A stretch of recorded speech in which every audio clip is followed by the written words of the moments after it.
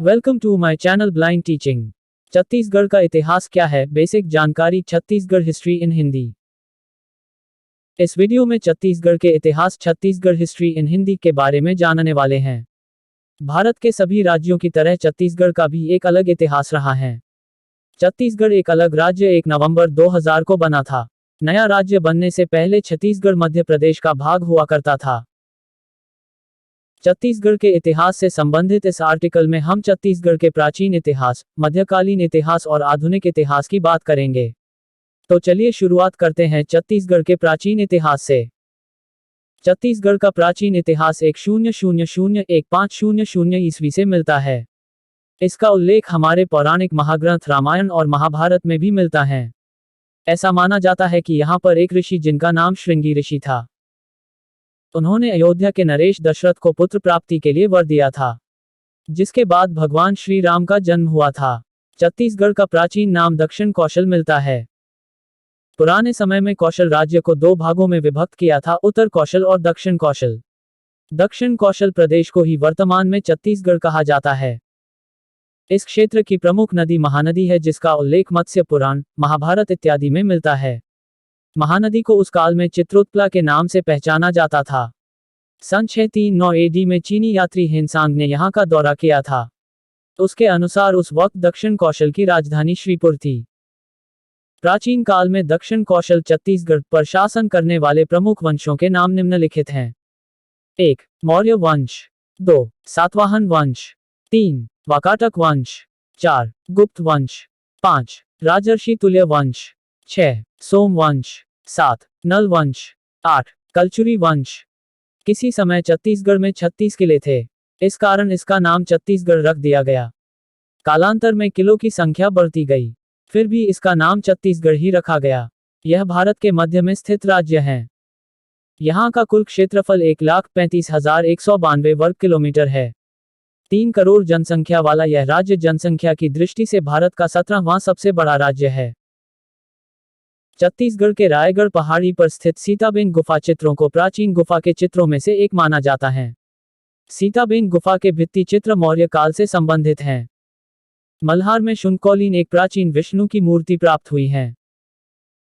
11वीं सदी के दौरान छत्तीसगढ़ के बस्तर प्रदेश पर चोल वंश के शासक राजेंद्र चोल प्रथम और कुलोत्तुंग चोल प्रथम ने आक्रमण किया था। मध्यकाल में छत्तीसगढ़ पर मराठा शासकों का आधिपत्य रहा। यहाँ 1741 ईस्वी तक नागपुर के भोसले शासकों का शासन रहा था।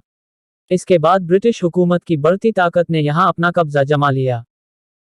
1845 से 1947 तक यह क्षेत्र पूर्ण अंग्रेजों के अधीन रहा। 1845 में जब अंग्रेजों ने यहाँ पर दस्तक दी, तब रायपुर को एक राजधानी का दर्जा मिला।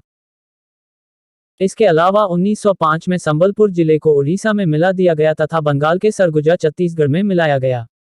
मध्यकाल में छत्तीसगढ़ में 17 रजवाड़ी और करीब 30 जमींदारियां थी। कलचुरी वंश यहाँ पर सबसे लंबे समय तक शासन करने वाला वंश था। उसने 845 एडी से 1741 ईस्वी तक शासन किया था। 1795 ई में छत्तीसगढ़ को आधिकारिक रूप से छत्तीसगढ़ नाम दिया गया। छत्तीसगढ़ शब्द का पहली बार उपयोग खेरागढ़ के शासक लक्ष्मी निधि द्वारा 1497 में अपने लेख में किया था। इसके अलावा और रतनपुर के राजा राज सिंह देव के आश्रयी गोपाल मिश्र ने अपनी एक रचना खूब तमाशा में छत्तीसगढ़ का उल्लेख किया। आधुनिक छत्तीसगढ़ का निर्माण मध्य प्रदेश से अलग होकर 1 नवंबर 2000 को हुआ था। इससे पहले यह मध्य प्रदेश का एक जिला था। समय समय पर कई बार छत्तीसगढ़ को अलग करने की मांग उठाई गई। पहली बार सन 1920 में इसे अलग करने की मांग उठाई गई थी। सन 1924 में रायपुर कांग्रेस सदस्यों ने इसे अलग करने की मांग उठाई। सन 1954 में जब राज्य पुनर्गठन आयोग का गठन किया गया, तब स्वतंत्र छत्तीसगढ़ की मांग रखी गई, लेकिन इसे भी ठुकरा दिया गया। 1994 में मध्य प्रदेश विधानसभा में छत्तीसगढ़ को अलग करने का प्रस्ताव सर्वसम्मति से पारित हुआ। 25 जुलाई 2000 को उस समय के गृह मंत्री लालकृष्ण आडवाणी जी ने लोकसभा में छत्तीसगढ़ संशोधन विधेयक 2000 पारित किया। 25 अगस्त 2000 को राष्ट्रपति द्वारा नवीनतम बिल को सहमति दी गई।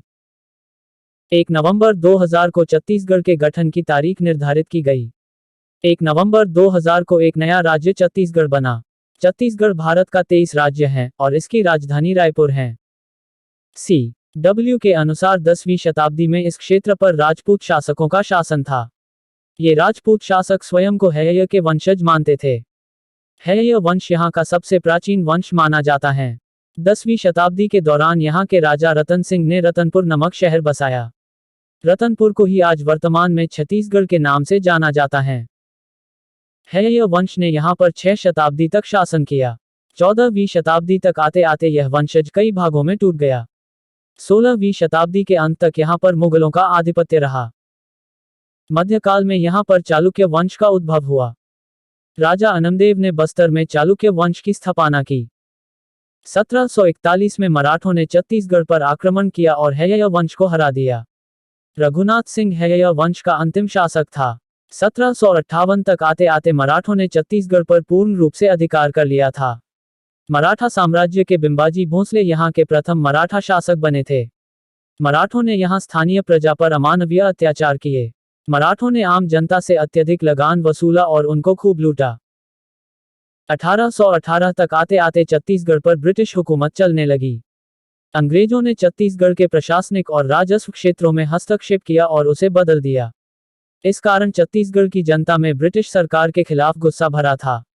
1857 की क्रांति के समय छत्तीसगढ़ में भी क्रांति की ज्वाला भड़की थी। सोनखान के जमींदार वीर नारायण ने ब्रिटिशों के खिलाफ युद्ध लड़ा था। वीर नारायण को अंग्रेजों ने फांसी की सजा दी थी। वीर नारायण छत्तीसगढ़ के पहले शहीद व्यक्ति थे। छत्तीसगढ़ के बारे में आपने क्या सीखा? इस आर्टिकल में हमने बहुत संक्षेप में संपूर्ण छत्तीसगढ़ के इतिहास छत्तीसगढ़ हिस्ट्री इन हिंदी को समेटा है।